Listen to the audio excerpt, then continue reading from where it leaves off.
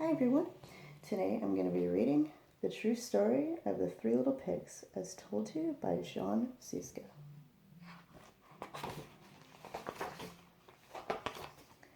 Everybody knows the story of the three little pigs, or at least they think they do. But I'll let you in on a little secret.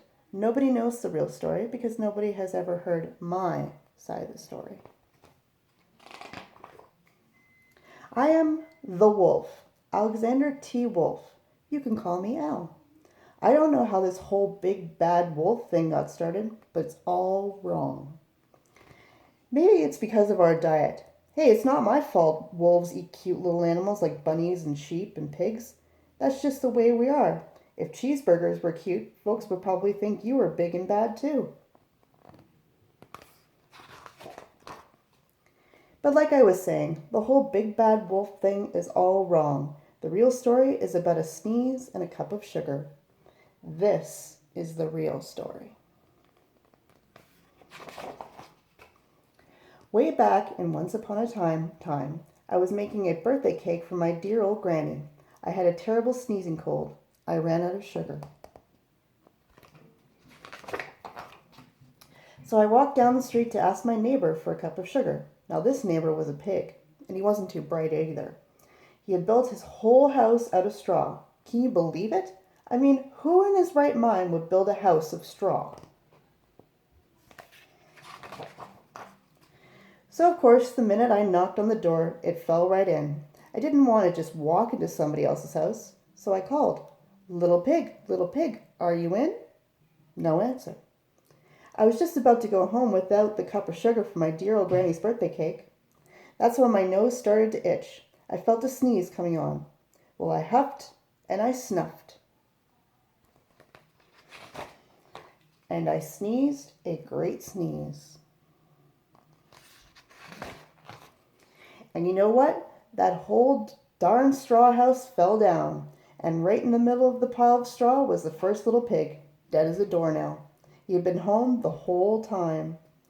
It seemed like a shame to leave a perfectly good ham dinner lying there in the straw, so I ate it up. Think of it as a big cheeseburger just lying there. I was feeling a little better, but I still didn't have my cup of sugar. So I went to the next door neighbor's house. This neighbor was the first little pig's brother. He was a little smarter, but not much. He had built his house of sticks. I rang the doorbell in the stick house. Nobody answered.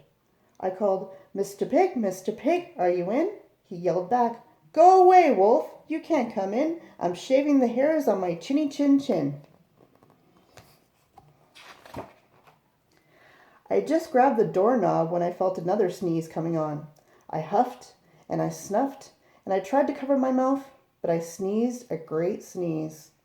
And you're not going to believe it, but this guy's house fell down just like his brother's. When the dust cleared, there was the second little pig, dead as a doornail. Wolf's honor.